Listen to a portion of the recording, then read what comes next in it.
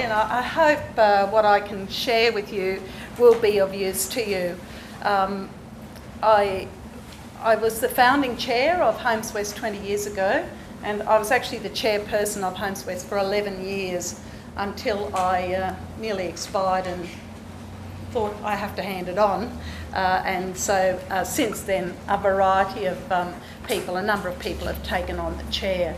So when there were only two people that started Homes West, Joan and myself. Joan came to me, she'd been very good to me. I have a son, Matthew, who is a bit of a high flyer, you know, one of those ones that nobody kept in the school for very long, or, you know, don't call us, we'll call you type person. And so she was very helpful to me, especially in the early days. So when it came time for her to make sure her daughter was looked after, she came to me and said, would you give me a hand to set up a new service, because the service that Susan is receiving at the moment is not suitable. So Joan had actually thought she'd done and dusted Susan, popped her up in Toowoomba in a beautiful little group home, only to discover, you know, 4 or 5 years down the track, that she was exceedingly unhappy in that setting. So it was back to tours for Joan, and so that's how Homes West started, basically, with Joan coming to me saying, look, you know, how about we set up a service for Susan, and we'll have other people join us. So we had a meeting, 40, we just put little posters up in the western suburbs of Brisbane, and we thought, oh, a few people will come. Well, 40 parents came. That's why I'm not that surprised about the 80, actually. 40 parents came that night, and Joan and I were just like, where do we go? Like, we can't have 40 parents here in this service. We only got spaces, we only want 10 in the service. So at the end of the evening, we said, well, who is really seriously interested in starting now, who lives in the western suburbs of Sydney, of Brisbane?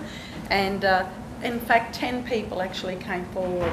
So we had the 10 people on that evening. So that was the beginning of Homes West 20 years ago.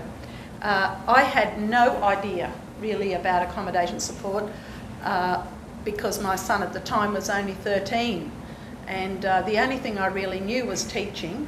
So I set up a service that was kind of like a classroom, you know, where we learnt as we went along and did action learning as we went along, and came up with solutions as we needed to. But the one thing we were very clear about was that the service would be individualised for our son or daughter. So that's a little bit about Homes West. So just a bit of background anyway for you.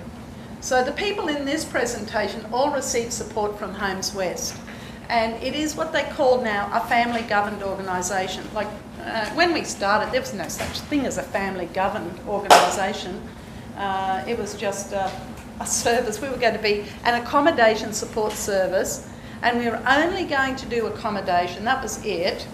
It didn't occur to us that accommodation, living in a home of your own, actually meant more than popping a son or daughter into a unit. We thought once we got Sue into a unit, and the other, there were 4 of them to start off with, we thought if we just pop them in there, it should be okay. We'll work it out as we went along. Well, things unravel very quickly, because there's far more to accommodation than just having a house.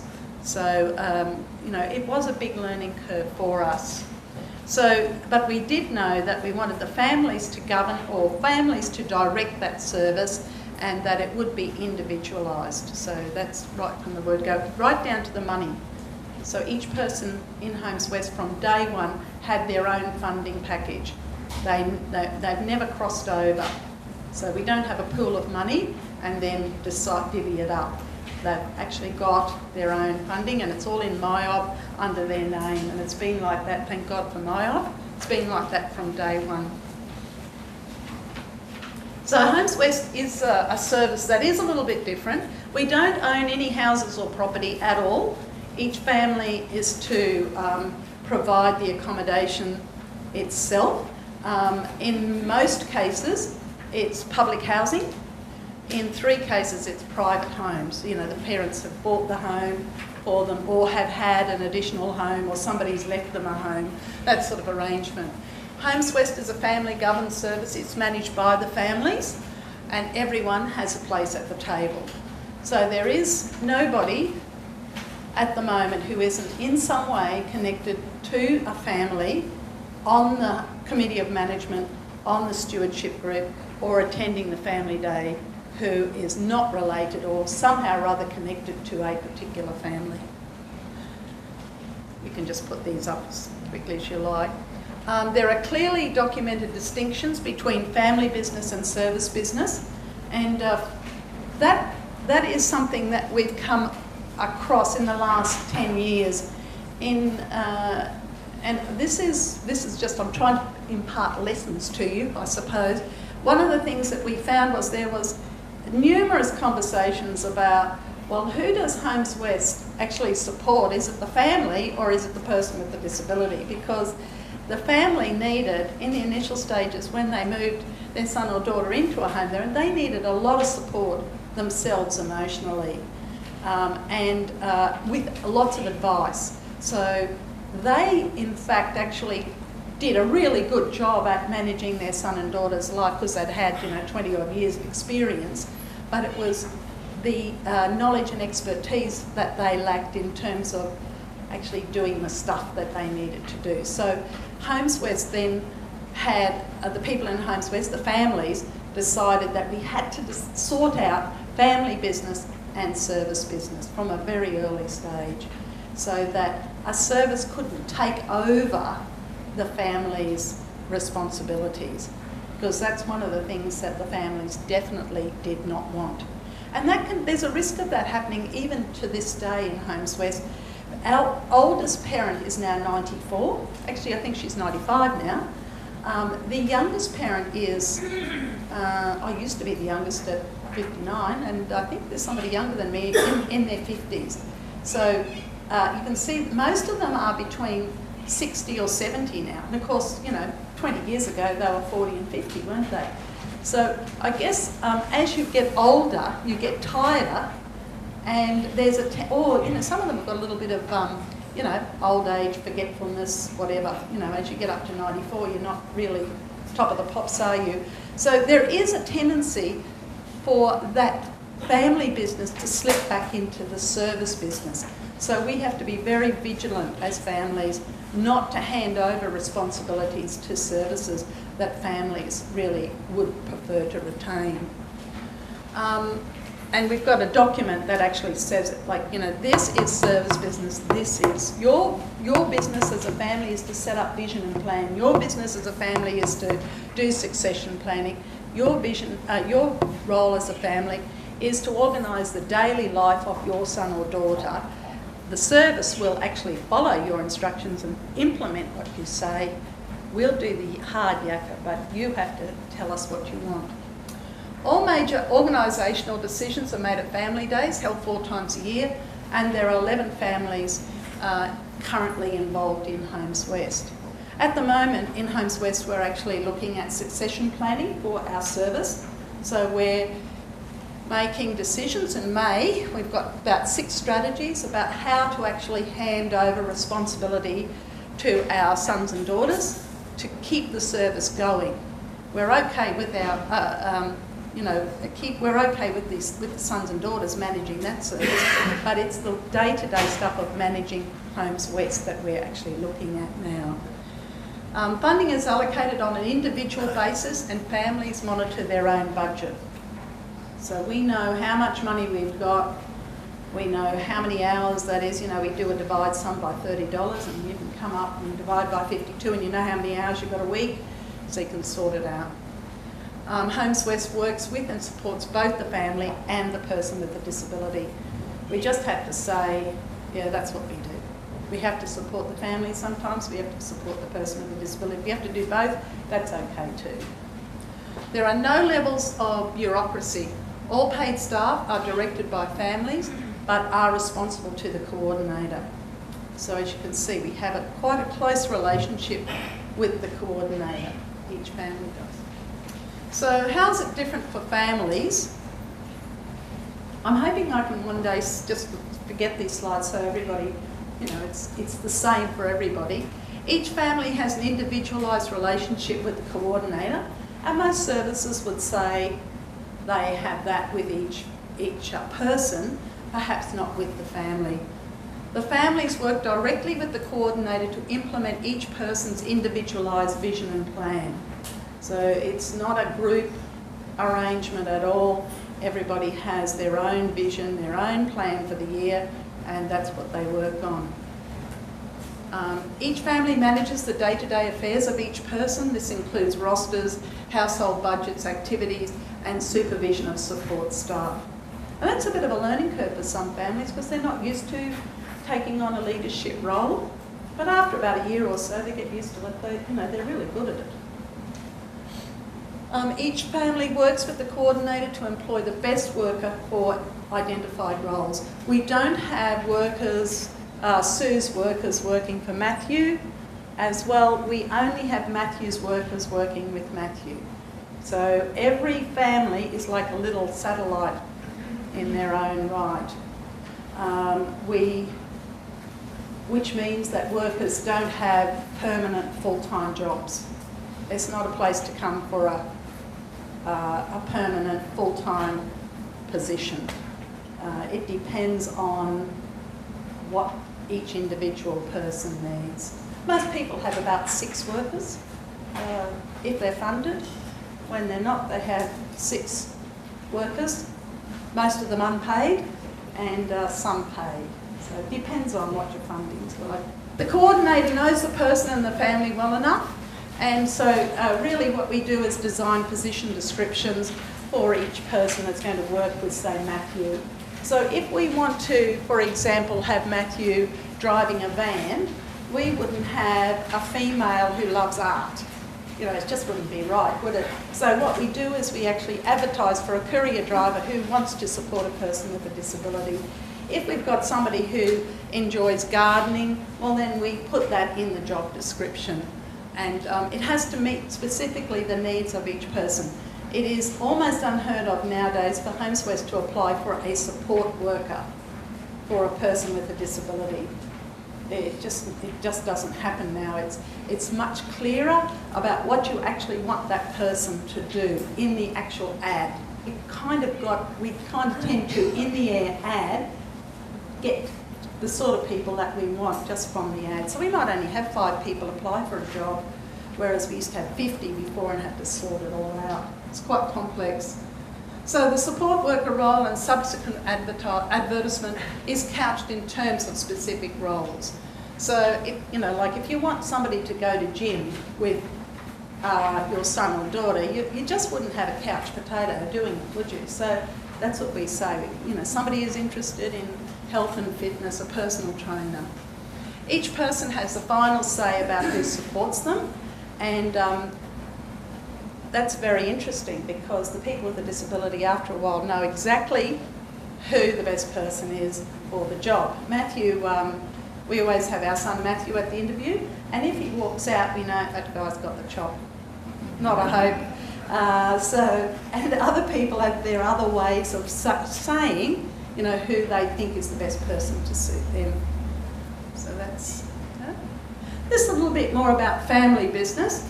This is a pretty awful photograph I can see, but that's my family there, Matt's family.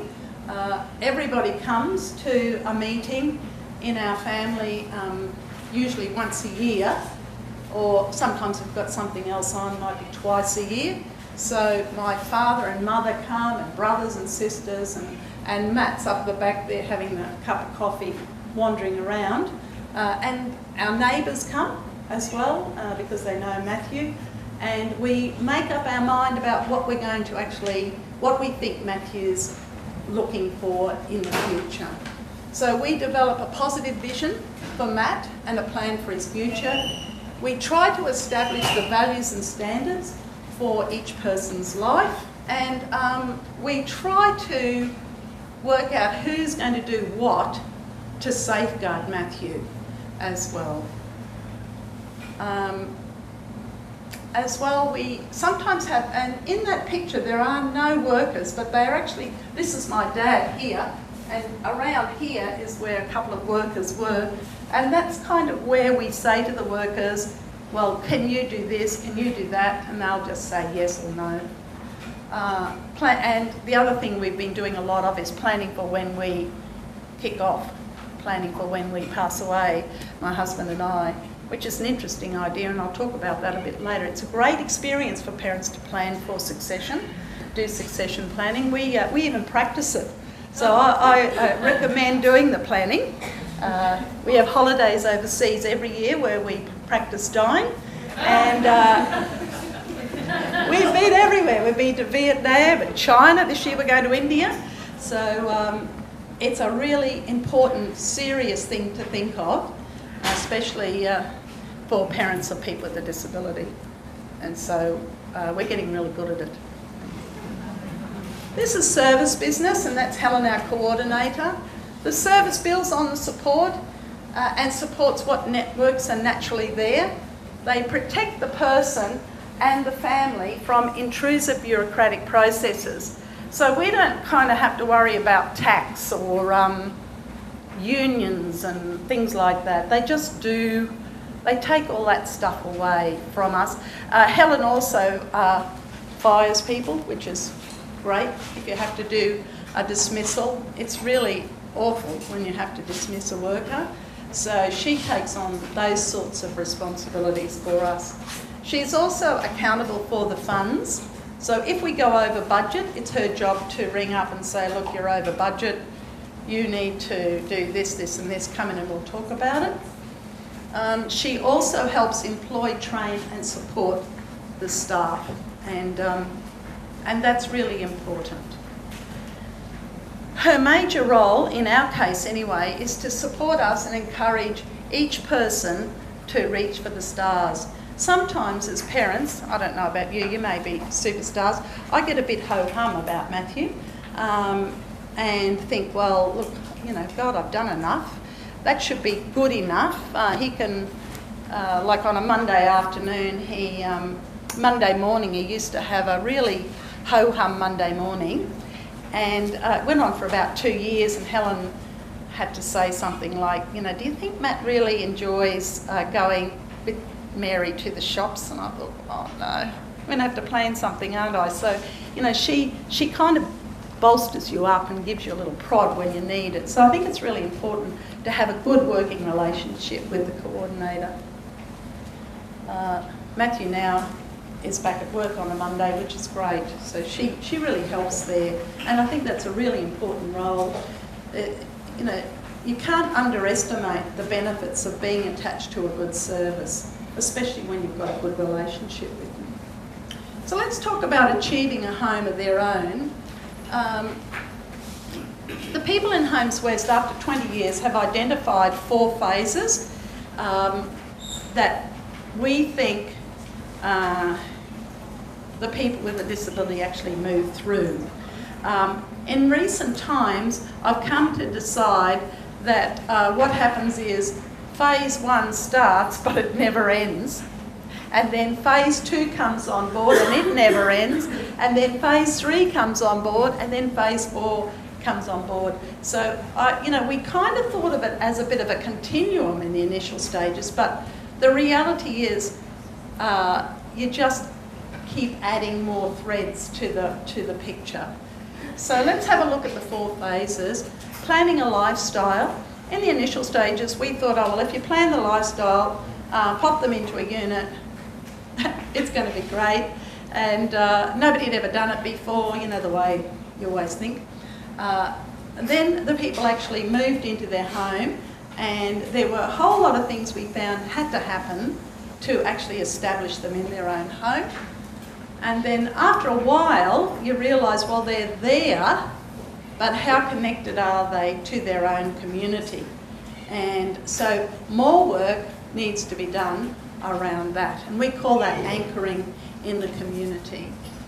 Phase 4, which is what we're looking at now and spending a lot of energy as a family, as our family anyway, is planning for when the parents are no longer around. My husband's had cancer twice, and I had a major health threat in 2006, and it really spurs you on a bit. You know, when somebody's saying, look, you know, you're not too long, you haven't got much long left on this planet, and the first thing you think about is, well, who's going to look after Matthew?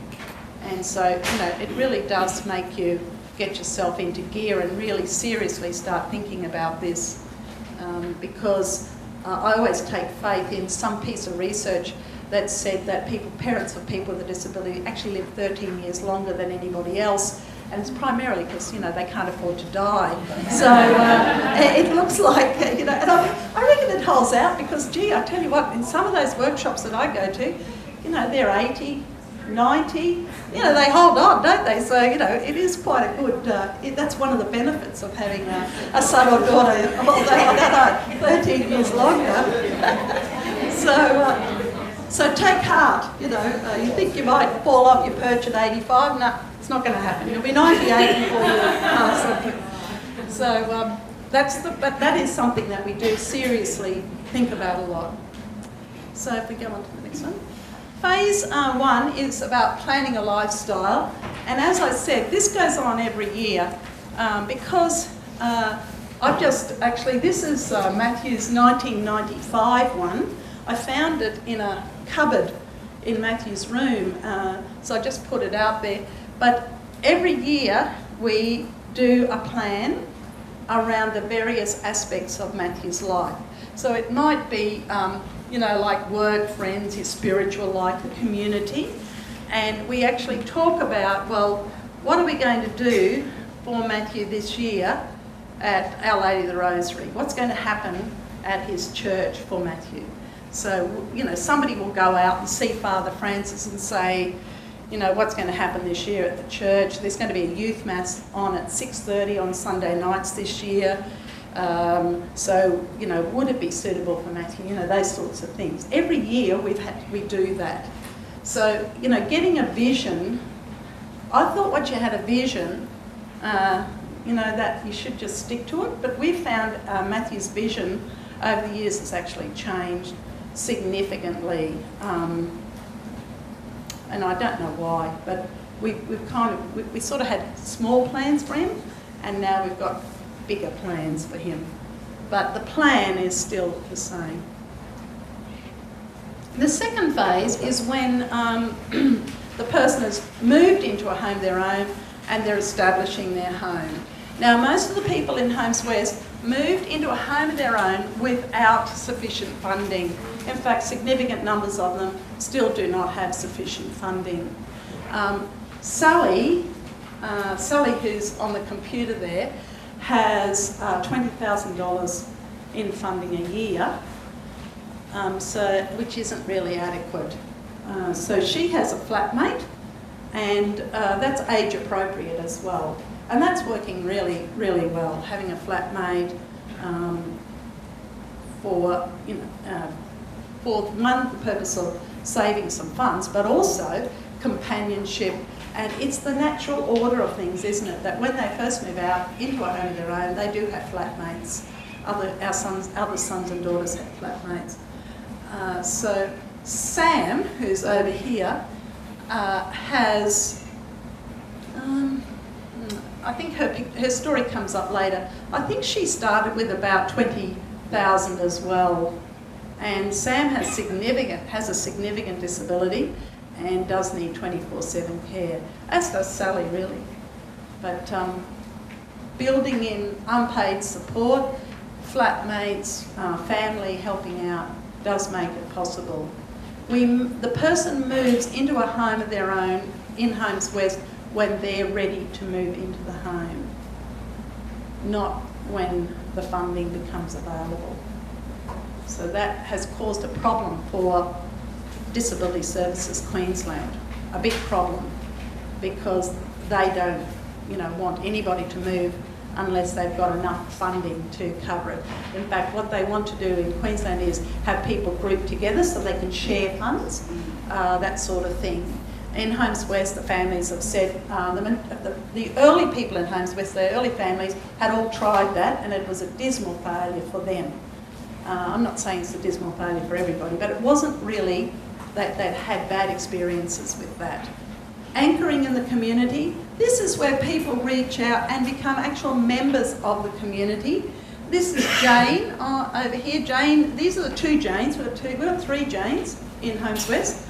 And Jane, who goes to belly dancing, is a member of that belly dancing group. And that belly dancing group has taken Jane to Turkey with them. She's been to Egypt with them to do the belly dancing. So, you know, the benefits of being a member of a group is really very, very outweighs anything you could ever imagine. It's really terrific. Jane, who turned 60 last week and declared, because I retired, she retired. So she said she'd retired, and we found her a church group, or she found it or helped us find it, and she's now a member of that church group. And those women look a bit older than Jane, but in fact there are 60-year-old women in that group as well. So she's actually, it's just one little example of Jane's life where she's now a member of the local church group. The thing is to try to find age-appropriate activities or age-appropriate groups for a person with a disability. So if you're 60, you won't be wanting to go to, oh, I don't know, Save the Frogs or something, because you're over it, you know, you're over that, you're on to other sorts of things. So we're very, very conscious of matching the person with a disability to something that is age appropriate. Phase 4 is preparing for when the parents are no longer around or able to provide active support. This is Joan here, and that's Tommy, and Joan was the person who came to me 20 years ago, and this is Sue, who still sits beside Tommy. These are all the people that, you know, Joan and Tommy and Sue have managed to gather together over the 20 years. There's more, they just didn't all fit in the photo. And these people are what we call Sue's network. And these people are the people that are now saying, Joan and Tom, you're near, I think Tom's 80, Joan's in her 70s, you know, like, let us take on some of the responsibility for you. And this is Scott, and he is Sue's brother, and he is now taking on some of the responsibility. He takes Susan to the hospital if she has to have, you know, anaesthetic. He sorts out any little nitty-gritties with budgets. Joan and Tom still come in and do the, you know, this place is not clean enough thing. They you know, they can't help themselves. But basically that group of people now are slowly taking over some of the responsibilities for Sue, managing Sue's life. They come up with the good ideas. So here's an example, and I can really only talk about Matt because that's the person I know. Matt, Homes West has assisted Matt to create a real home using individualised and personalised funds. Matt's 32 now, and he is our oldest son, so we have 2 other sons as well. This is Matt's vision for the year. It's to live a good life in a caring community with family and friends around me. With Matt's vision, we try to now make it in the first person, as if he's talking, because I found that I used to slip a few of my visions in when I was doing the visioning and planning, you know, like whatever I thought was best for Matt actually got slipped in. So when you make it a personalised thing around the person, put it in as if they're speaking, we tend to find it's much better. Then what we do is we tease out with the family or with the network what a good life actually means for Matt. So a good life for Matt is where Matt is happy, and there are times when Matt hasn't been happy. When he's active and out and about, where he's enjoying good health and nutrition, has a focus around family, a social life and work, has meaningful relationships with the people around him, and feels safe and secure. Now Matt can't speak, he's severely autistic, he's got an intellectual impairment, and he, you know, the list goes on, he's got physical problems, epilepsy, you know. So he's a bit of a complicated character, and to feel safe and secure is a really important thing, because his anxiety levels, for him to feel safe and secure means that his OCD, is down a whole lot. So that's why, it's really geared towards Matthew, this. So living in a caring community means that Matt attends local events. He feels included in community groups. We were just happy for Matt to join community groups initially, but now we're a bit more demanding. We're saying, well, now if he's going to be in the healing group at Our Lady of the Rosary, we want him to feel part of it, not just be there, because Matt, if he was here, he'd be kind of wandering around a bit, humming, and you wouldn't know him, so you wouldn't be kind of going, oh, come on, Matt, come and sit down here. What we want is for people to actually feel confident about having Matt sit beside them, communicating with him. So we're a bit more ambitious now.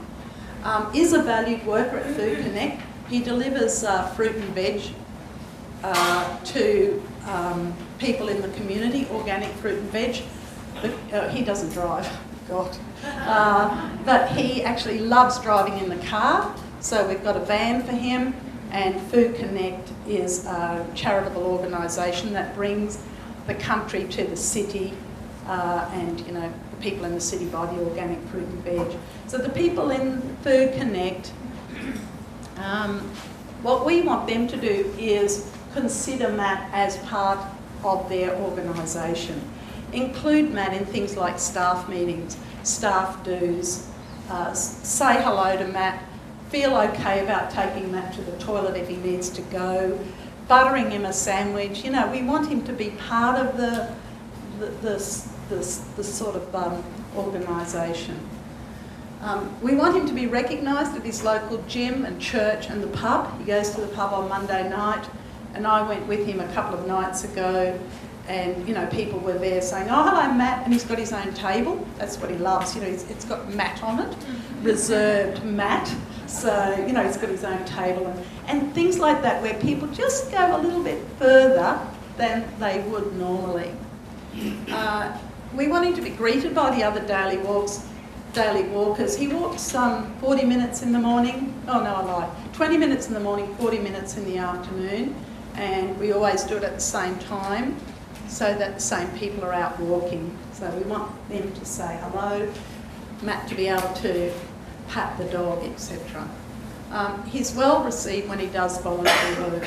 So that's the sort of thing we want. Being with family and friends mean that Matt is connected to others. He is a family member, a valued friend and a relative. He is invited and welcome to spend time with family and friends. This has been a major problem for us, is actually getting people to come to Matt's house. Mainly because Matt, he loves them coming for about 10 minutes.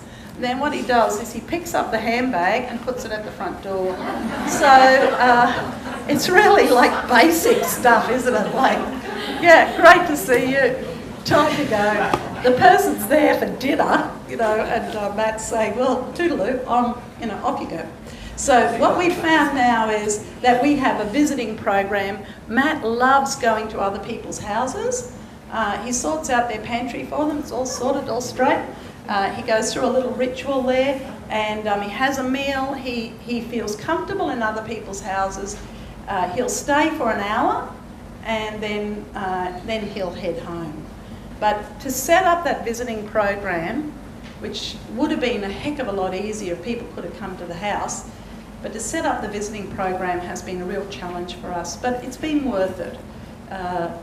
He visits the family, my son in Toowoomba, so we have now, it's easier for us to organise. We have a Friday set aside where Matt has a visiting day, mainly because he's so autistic. He has to have the routine, so he knows Friday, he puts on the visiting clothes, and that's when he's going to visit.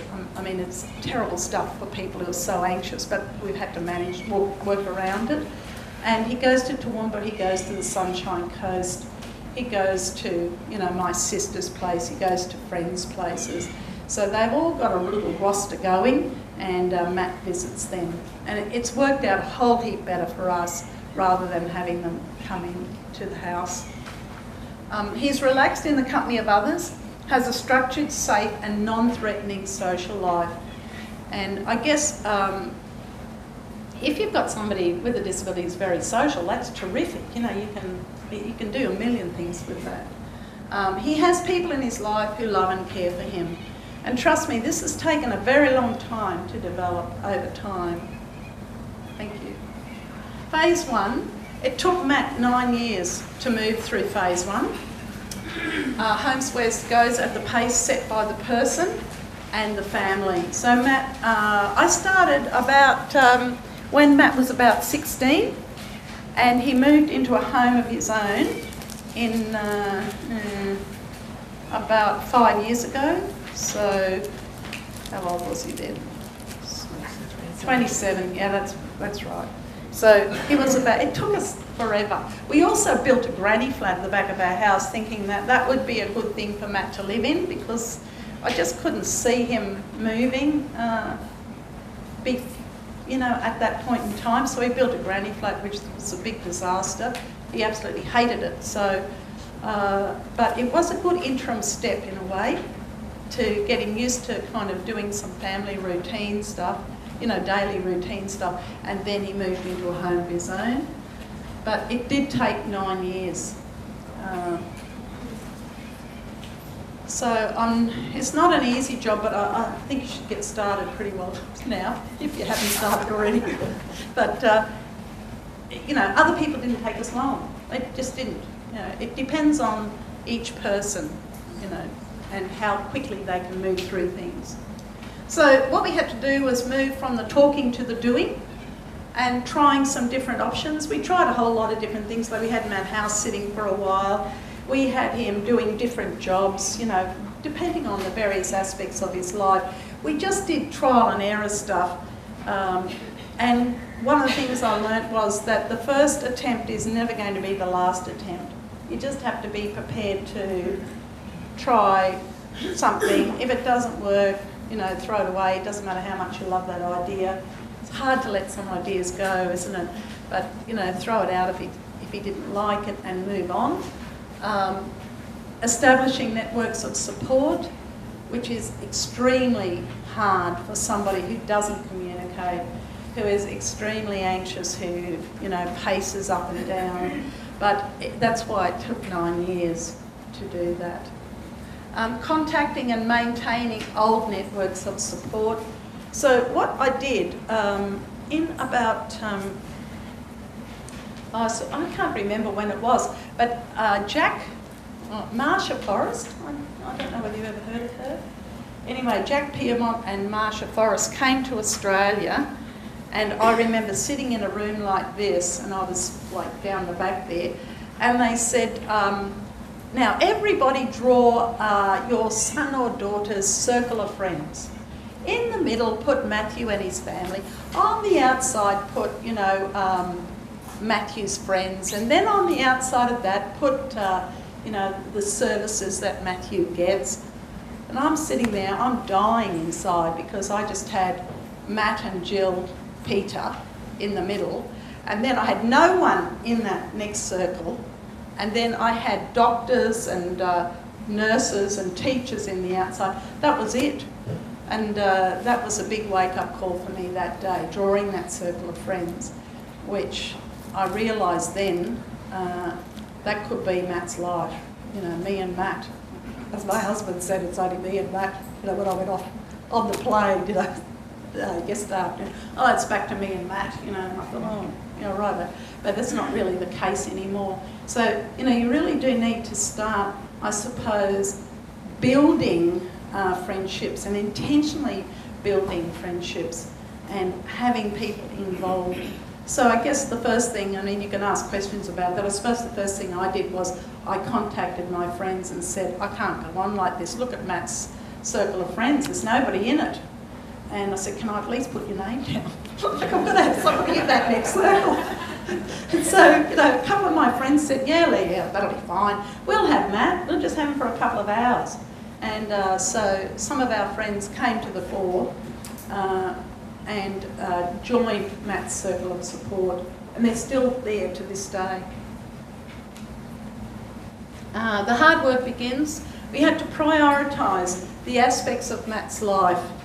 And I guess that's one of the things when you've got somebody with very complex needs, you can't do everything all at one time. I tried to do one thing well a year. Last year I set up the visiting program, and it took me all year to do it. And that was quite hard because it involves taking Matt to the person's house, talking to the person about what's going to happen when Matt gets there, working out some sort of a routine with them, working out how he's going to get there, how he's going to get home, you know, all of that stuff. It took me all year to do that. So, whilst it could be easier for other people, that's what it took for me to do it. Checking the quality of relationships around the current aspects of Matt's life, and that's really important. You know, some things are very ho-hum, and you know, I have to, and I'm a real ho-hum person. I don't think, oh, you know, don't fix it till it's broke. But I think with Matthew, we do really have to make sure that the quality of his life is excellent. Otherwise, Matthew will be disruptive, unhappy, you know, all sorts of things. Look at the options and then create opportunities for Matt. Establish links in your local community and to Matt's friends. Initially, they were our friends. Identify a suitable support service, and we looked around and actually there was none. No service at all, so that's why Homes West was, you know, became Matt's service. Ask for a small amount of funding to get started. And if you don't ask, I found you don't get. Nobody is going to come to you and say, you need respite care money, here it is. It's not going to happen, so ask for it.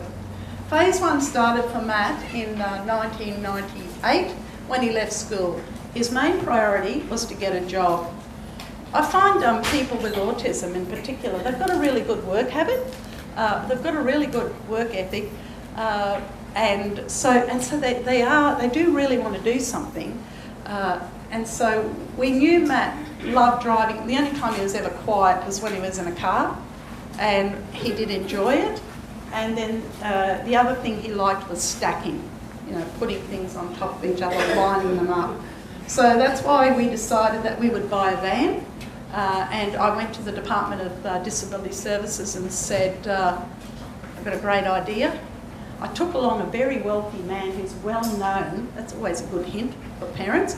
I took along this incredibly well-known man, a millionaire, who I happened to meet at Homes West and said, Dick, can you come along with me? And when I went into Disability Services, people rose and said, hello, Mr. Steinberg, how are you? You know, like, right, that's the right way to go. And we had a pilot. We said, look, we've got this little pilot, this person, Matt's very disabled. You know, we really want to do this for him. We don't want him to go into an activity therapy centre. This is what we need. And they funded, gave us $12,000 towards the purchase of a van. So that was really good news. So Chris was employed.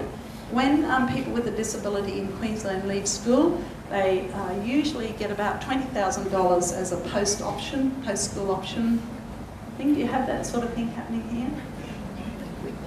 Some people.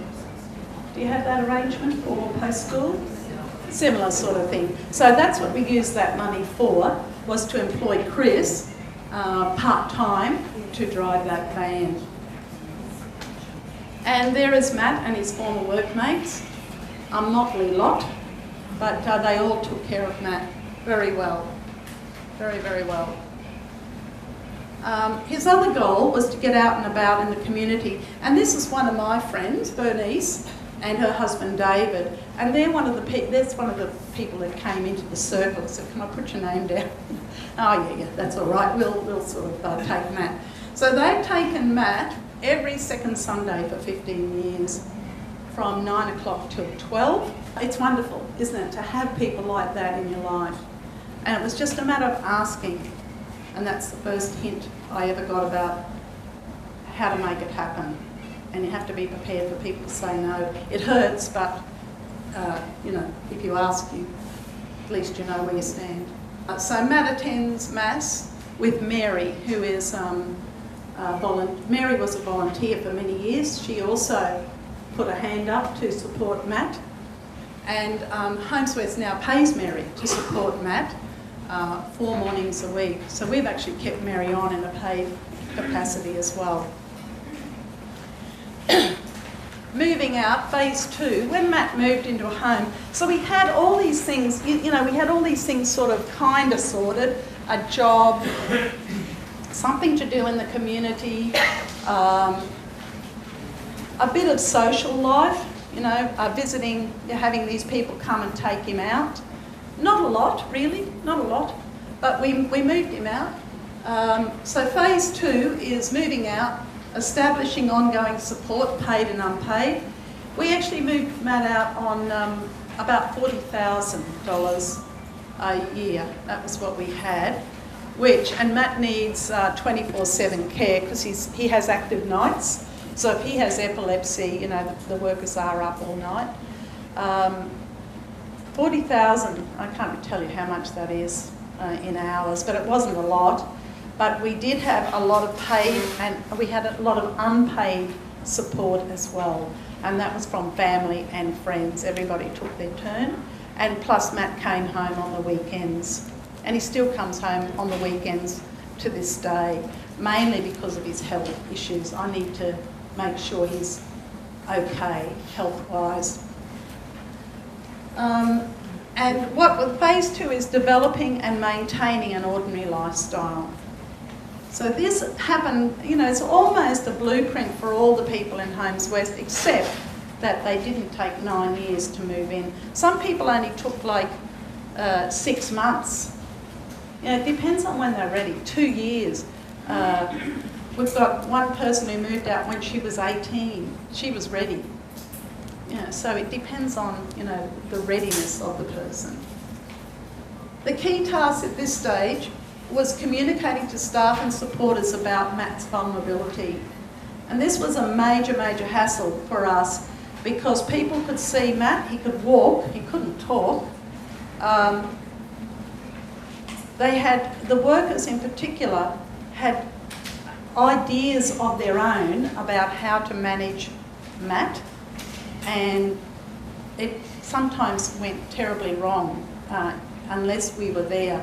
So this was a major, major point for us, talking about what works for Matt and what doesn't work for Matt. And that was hard for us as a family. But I would have hated to have a service provider trying to do that job. You know, the coordinator coming in saying, look, you know, with Matt, do this, this and this.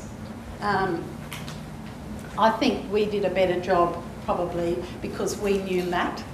So, you know, keep it in your mind. Parents do know best. I really believe that. You know, being a school teacher all my life, I'm convinced after seeing many, many, many parents in schools, I really do believe parents do know their child best. You know, when a parent used to come to me as a principal and say, this is what's happening, I really knew that they did know what they were talking about. And I think, you know, once we keep that in our head, parents do know best. We know what's best for our son and daughter. Even if we stuff up sometimes, basically, you know, we do know best. Safeguarding Matt was an issue. Just making sure that he didn't wander out of the house. All sorts of things you need to think about. And so we were there at the house quite a lot. All my sons were working side by side with workers, making sure Matt was safe. Maximising the paid and unpaid support was another one that we had to learn about. How to get the most for your dollar around the funding was quite challenging at times. And the other thing is maintaining Matt's networks. Are you tired thinking about this? It is quite an involved process, but if you pick off one little bit at a time, it's not that hard, you know.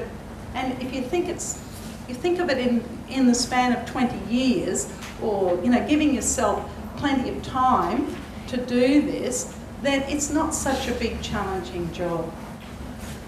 And the other thing I always just say, look, I'm doing the best I can. That's really all. You know, I can't do any more. That just has to go by the by. Matt has to wear that for a while until I can get to it. This is Matt at his current home. Homesware successfully applied for individualised funding to move into a home of his own, and he initially had 40 hours of support a week. So it isn't a lot. This is Andy. We have Andy living at the flat now. Andy is his brother, and he's at uni. You know, he's one of those boys, doesn't quite know what he wants to be when he grows up. So he's now doing his masters at university, and one of his mates said, look, got a great deal for you. Why don't you be Matt's carer, and then you can get the carer's pension, and as well as that, you can move out of home and be, you know, have a place of your own, and you can still go to uni. And look, that has been the best thing that's ever happened for us, is to have somebody, a flatmate in the flat with Matt, providing that support. And the carer's pension has been a wonderful bonus for us. But I would say to you, I would still have a flatmate, even if Matthew didn't have his brother living there. I think the flatmate idea has brought to Matthew a whole new dimension of Andy's friends coming in. He's had to learn to share. He's not the only person in the flat. So there's a whole lot of things that have happened because of Andy sharing that flat with him. Here he is learning to relax at home, supported by his worker Louise. To get Matt to sit in that chair has been a major task because he paces. So it's been quite challenging. We're, you know, actually getting Matt to feel at home in his own home. This was a permanent job for one person, and we found it was too hard for them. They couldn't maintain it for the 4 or 5 days. The workers were exhausted, so we've now put it into with two people doing it, and it's working really well. Here's Matt, supported by paid and unpaid workers in the community, and that's Lionel, that's one of the visitors, and Bernice and David. We've got a document. I've put these documents up this time so that people can see them. This one is a safeguards document, and if you go online, this book, if you Google Homes West, this book's got information in it about safeguarding, and I use the information that I wrote in here to actually develop up that plan. So that's quite a good thing if you're concerned about your son or daughter being safe in their own home. So phase 3, which I'd say Matt is in phase 3 at this moment, after 5 years. He's got established routines and relationships. He's got people who come to visit him. He goes to visit them. He's got a daily routine that he follows. It's kind of pretty well sorted now. And what we're doing is catching the interest of the broader community. So this is a different sort of era that we're in at the moment. We're looking at Matthew joining groups, not the belly dancing group, but you know, other sorts of groups that would be of interest to him, and making the most of those opportunities. So that's going to be my work this year, is actually having Matt join groups. I put this in so that you could just see. This is what Matt's plan looks like, and it's around his the various aspects of his life. And we have it typed up. It's emailed to every visitor, you know, on the visiting list. It's emailed to all the relatives, and it's emailed to all the workers and to the coordinator of Homes West. So everybody is on the same page. I have a staff meeting with the staff who support Matt, and they are, you know, we go through it so that they are all tuned in to what's happening in Matt's life. So the key roles of the family now are to make sure that Matt is known in the community. It's developing and maintaining Matt's relationships past and present, and being prepared to capitalise on lifestyle opportunities and managing risk. But there are 3 workers that Matt has maintained a friendship with, and that's an ex-driver, Hank, and then there's Chris, who was the first courier driver, and Scott, who was the second courier driver. So those 3 men have stayed in Matt's life, and they meet up with Matt on a very regular basis, and they're part of the visiting program as well. So using, at the interview, after they have induction, the workers for 3 months or something, or, training, and then I have an interview with them, and I make it very clear that if they want to remain in Matt's life after they've finished working with Matt, they are more than welcome to do that. And as they let me know they're moving on, then I start making that connection in the unpaid capacity. So it is really important, because the carers that look after your son or daughter are really good people, and they genuinely like your son or daughter. So why wouldn't they want to keep up a relationship with your son and daughter? Particularly if they don't work for anybody else, they don't have divided loyalties. So that's what we do, really try to keep those people going. The question was, do I have a police check when I employ people? Yes, I do. The service does that for us. I've actually, look, at the interview, I'm there and I'm asking them very specific questions. And it's probably easier for me than it would be, say, for a service provider. Because I'll ask them things like, Aaron was the last one, and I said to Aaron, I know your last name, it's very familiar to me. What did your father do? And he said, oh, my father's a teacher, he was a deputy down the road. I said, oh, I know him well, and I thought, I know that family really well, that's a good lad, so I sort of do a little bit of groundwork like that as well.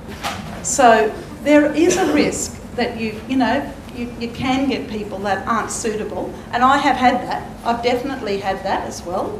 But because I'm there monitoring, and we've got other workers also working with them, they do double-ups for a period of time, they can say, look, I think he needs more training. Helen, the coordinator, will come in and she'll spend some time with them as well. So they're pretty well screened before they start working full time. Because what we do is we do double-ups, and that's legal until their police check comes through. They can't be left to work with Matt alone until they've got that clearance. So we do double-ups, and then, once we're pretty sure, then we'll go ahead with the police check, because it is expensive, I agree. But I think after a while you get a feel for it. Like, I tend to like, for my son, I tend to like teachers' children, nurses' children. I'm very, because, they're on time, they're reliable, the nurses are organised, they kind of sort their kids out. I have had the arty-tarty type, and, they drive me nuts. But they're good as well, because they're creative, they can think outside the square. So it depends on what you're prepared to put up with as a parent, and the purpose of employing that person. If you're wanting somebody to think creatively for you, you wouldn't choose somebody that's not very creative. So after a while you get good at picking. I think I'm pretty good at it now, but I have made some mistakes. And you just have to say, okay, I made a mistake, move on. So next one. Community life. Here's Matt sharing a spiritual moment. Mary and Chris. Chris is a part-time minister, and Mary is his, Our Lady of the Rosary parish person. So they look after his spiritual needs. I don't do anything about that now. He meets up at the shops. He knows people at the shops, and this is where he volunteers for a toy maker, and has done that for about 5 years. He actually goes around to the bus depots, gets the tyres, the dirty old, those inner tubes, and brings them to Merv, the guy with the beard, and he makes drums for kids out of it. So it's a really good arrangement. He maintains a healthy lifestyle, and because he has osteoporosis, he really does need a personal trainer. So that personal trainer is paid out of Matt's funding package. So that's what I said. You couldn't have somebody like me taking Matt to the gym, because I'd be saying, let's go straight to the coffee shop and we'll forget about all that horrible stuff. So you need somebody who's got an interest, and that fellow really does have. This is Matt keeping healthy. One of the workers does a follow-up, and he walks up and down Kangaroo Point 3 times on a Saturday to maintain his fitness. I can't even do it once. Those stairs just go up and up and up, and then it's really, if you've been to Kangaroo Point, you know what I'm talking about. Homes West actively encourages family and friends to be a part of Matt's life, and if some family do is on and a worker's rostered on, I just say now, I don't want you on that night, we're taking Matt to my sister's place for dinner or something like that. If I have to pay the worker to do nothing or go to Matt's house and mow the lawn, I will do it. Family and friends and developing that stuff takes priority. What Homes West does for Matt and his family, the Homes West coordinator and office staff employ, train and supervise staff, organise and pay Matt's staff, they monitor the budget, they support the family to write the family agreement with timely advice and suggestions, they advocate for ad hoc funding for one-off projects, and they minimise intrusive but bureaucratic processes. And it's very handy to be able to go to a coordinator and say, I need, like last year I needed $30,000 to buy a new van, tell me how to do it. How do I do that? And we worked out a plan so that by the end of the 12 months I had $30,000 to buy that new van. So it is really, really important to have somebody that you can go to. Phase 4, which is the one we're in, it involves us working and planning together with our family and the workers, and it involves Homes West staff accepting new people other than me to guide them, and that's quite a challenge, I think, for a service. And Homes West staff possibly working in a different way. As I said, the older parents in Homes West, of which I am not one, have started handing over responsibility to their sons and daughters, but also negotiating with Homes West about the things that they think Homes West can do that they used to do. And that's where it gets tricky about family business and service business. So that's where the coordinator really needs to be very clear about what is service business, what is family business, and that's what's going on at the moment in Homes West. Matt's parents now have started to hand over some responsibility to his brothers, and there's our 2 sons there. And as of next year, Richard, the baby, is going to go to the family days for us, and Andy is going to be on the committee of management for us. So that's like once a month for an hour for Andrew, and 4 times a year, so that's 12 hours for Andrew, 4 times a year for Richard, and it's 3 hours, so it's 12 hours for him as well. So, we've kind of asked them to do that, and they've said, okay, we'll do it. What would happen if Matt didn't have any brothers? Yes, and there are families in Homes West who have that, and what we're doing now is we're working together as a group of families to say, let's see who else we can get to take your place. And so we're going down the line of maybe there's a volunteer in the community who could step up to the plate and represent your family, still talking to you and being like an advocate for the person. We're also looking at people in that supported network around the person, trying to identify somebody from there. So watch this space. We'll be working on it because we're all pretty desperate, you know, to have that in place by the end of this year. So we have a succession plan, and that's what ours looks like. And we've got a will and all of that. And we've also got that Keeping Matthew Safe document, which is really important. This is his, you know, this is just a picture of his vision and plan, and you know, that's what we've got of Homes West and how that works. There is only one coordinator, Helen, and we run a very lean office, very lean, smell of an oily rag arrangement. And we have an accountant who comes in for 15 hours and he's paid a pathetic amount of money, small. And then we've got an office man who comes in for about the same, and he pays all the workers. So that's the office. It's 3 people. They have a fax, a phone, and you know, hardly anything, photocopier. And the coordinator works with all 10 people. We wore the first one out, which was really sad. You know, it was terrible. The workload for Leanne was horrendous. So we learnt our lesson, and I think the families got better at managing the whole process as time went on.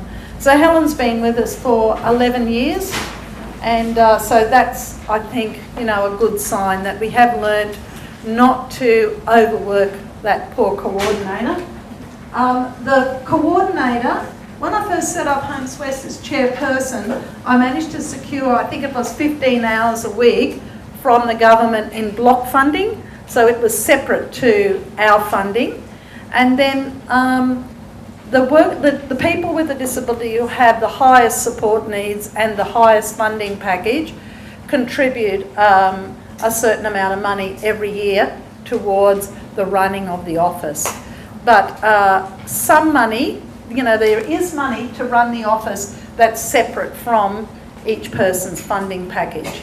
I don't think in Queensland that would be the case now. I think they've got, you know, you want a coordinator, you have to pay out of your package towards funding that coordinator. So that's the way it goes. But for example, Matthew has quite a big package, a big funding package. As his conditions deteriorated, because Matthew has a degenerative disorder, we've got, you know, the government has, he's eligible for a nursing home. That's what they said, you know, that nursing home. He's a young person at risk of going into a nursing home. I think that's how they describe him. So he would, rather than put a young person in a nursing home, they've given us quite a large package. So $8,000 of that goes towards the administration in Homes West. But if you've got like a little package of $10,000, you don't pay anything. So that's how it works. What you said was, if you're living in a home of your own, if your son or daughter's living in a home of their own and they appear to be coping, does that not, with the minimal amount of funding, then does that exclude you from applying for more? Well, in Queensland that's not necessarily the case. But my suggestion is that you apply for the funding that you think you need.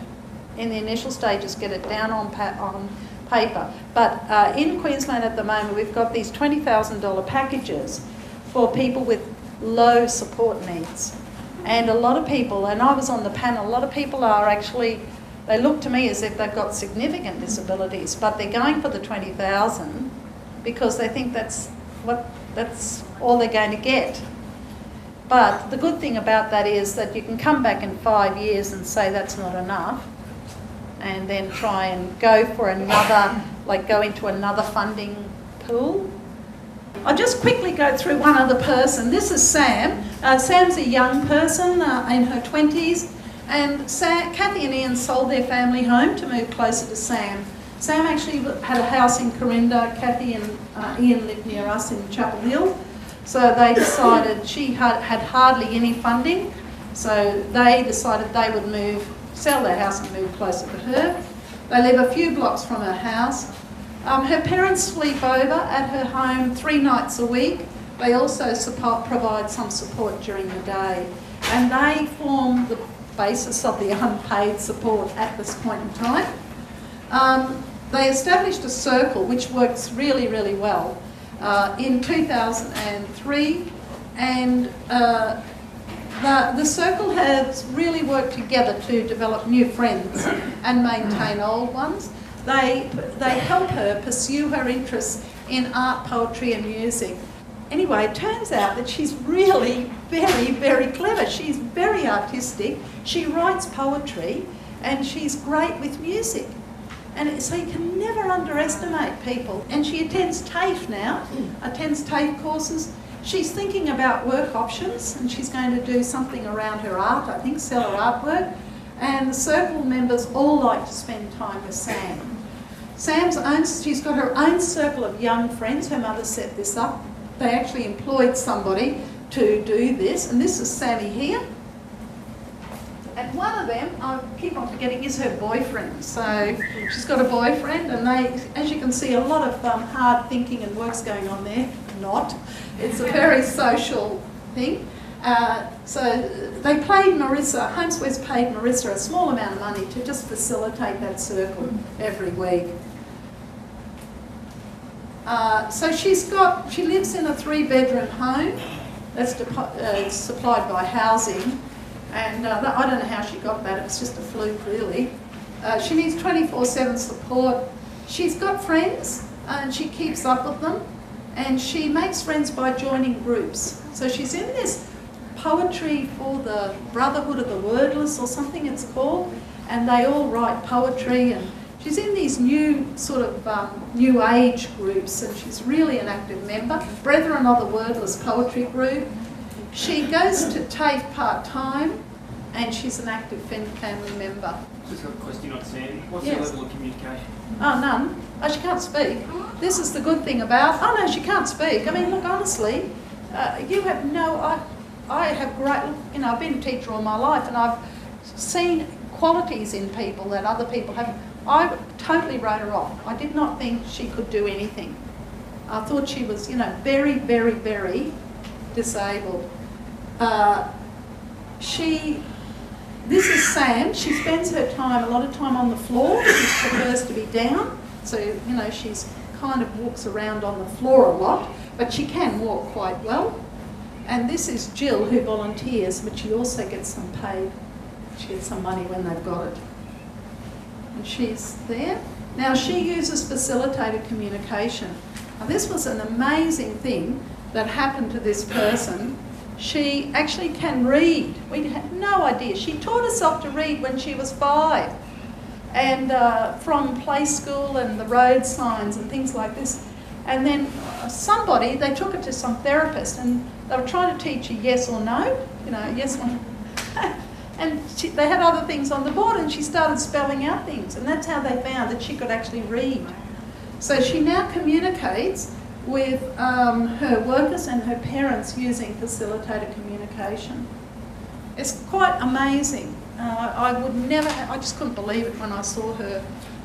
So that's what's happened, and that's her flatmate. She has a flatmate who's not disabled. No one in Homes West has a flatmate with a disability. They're all not, you know, they're all university students or foreign students. Next. So she's got friends, and this is an old ex-worker that she visits. And she loves handbags, and she's decorated that handbag herself. She makes all this stuff. Next. That's her family and friends. She's got a brother and a sister. Next. And this is her art. Now this, I'm not a very good photographer, but this thing here is made from mosaics. And it's absolutely amazing. I couldn't believe it. How somebody could be bothered doing it, but you know, and do it so well. And also that painting there, she's done that, that's her work there as well. So Homes West pays an artistic worker to advise and work with Sam, and that's her support worker. So she's got Marissa, who's the fairy lady, and this artist, Fran, who's working on that piece of art down there. See, so she works on the floor. Excuse me, I mean, how do the parents find these sort of people? Advertise You on advertise? seek.com.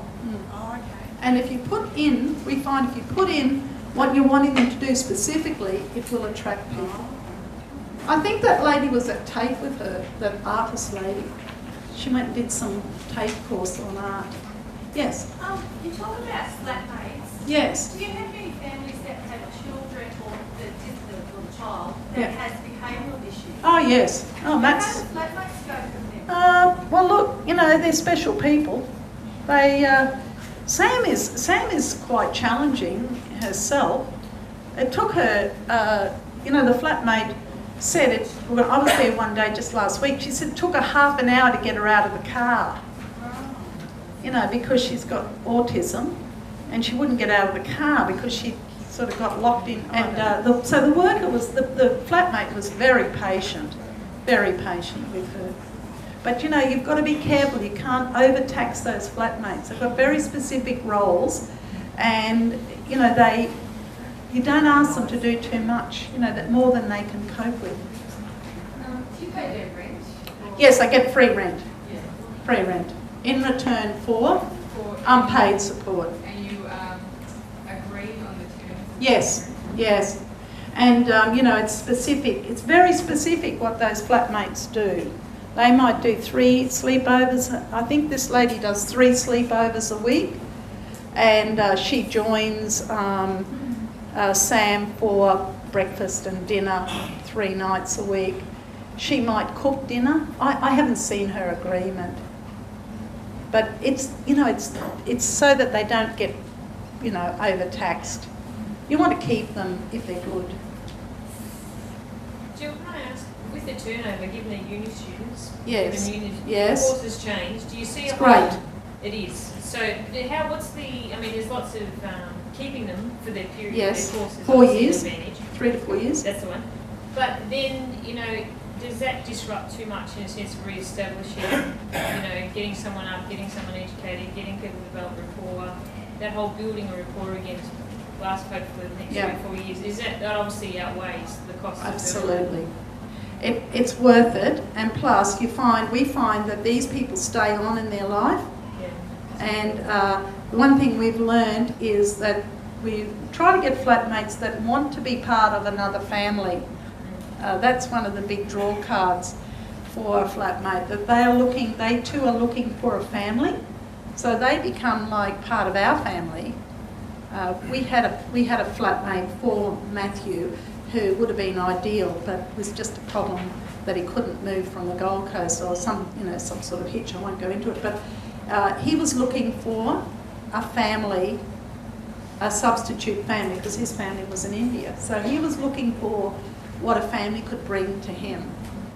Margie Ward, who had 2 flatmates, she attended the birth of one of her Mina's former flatmates. She went to their weddings.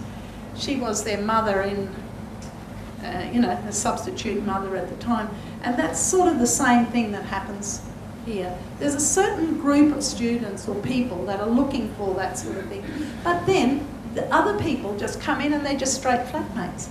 So, you know, the ones with very high support needs, I think, you've got to sort of, it's not as easy as putting an ad in the paper. Yes. How about work cover, superannuation? Yes, that's paid for by Sorry, can Hans you West. just repeat the question? Work cover, superannuation, that sort of thing. Yes, it's usually paid by through the funding package. You have to pay all that. You get paid, you know, you get a grant, and it includes all that, covering of all of that. It's called on costs or something. Yes. With the 3 sleepovers, sort of think of flatmates living in the... Yes, they do live there. They Yes, do. yes, they're there. But there's other people in there. They have to be prepared to have other people come in and do the other care. So I think, look, I should have got more information on this. I think from memory, that flatmate of Sam's starts at about 5 cooks dinner, and then she's on till 8 the next morning. You know, so it's quite a bit of funding that's, so, yeah. Does she have her own bedroom? Yes, All oh this? yes, her own bedroom. And then they've got another carer's room out the back as well, for when the carers come and sleep over, or when Kathy and Ian sleep over. Okay, we'll just flick because I'm worried about the time. Just that's about it, I think. That's her family life. And this is what Homes West is doing. She's got about 25 hours of support a week at the moment. Not a lot, and she needs 24/7. They've advocated to give her a small increase, and that's happened. That's actually happened. I think she's got another 20,000 or something out of savings. And that's basically, they employ the staff writing submissions to get money for Sam, and the Homes West family have welcomed Sam and the family into Homes West, and Kathy's now the president, chairperson of Homes West. So this is our advice after 20 years. It's all about relationships and working hard to develop relationships between all these different people that are in that person's life. The work is never ending, and stay put and build your community. That's one of the things we've learned. If you're wanting your son or daughter to move out, stay where you are and build your community around where you are, and don't have them move too far away from you, because it's very difficult if they're living 3 suburbs away. Nothing happens without planning. So start planning. Thank you. Any questions? I've got one. Yes. The quality of your life since Matthew left the family. Oh, 100% better. Has anybody got a result for you and your Oh, husband? it's like, I can't believe it. I was, you know, I ended up with sleep deprivation because I was up, I had 4 hours, I've worked it out. I had no idea about this. I was actually sleeping 4 hours a night for 25 years because I had to get Matthew up and toilet him and, you know, sort out his seizures and all the rest. So when he moved out, my health improved. I couldn't believe it. I was just like a new person. So balancing up. Absolutely. There's a hell of a lot of, just from what I'm reading, Yeah. there's still a hell of a lot of work there, but it's not as hands-on, but it's more strategic. Yes. Around Yes. planning and stuff and facilitation, so Yeah. it balances out well for you. It works out very well. Yeah. Very well indeed. And I'm now Matthew's mother, not his carer. Okay. And that was the problem. That's when, you know, it kills you to keep going, I think.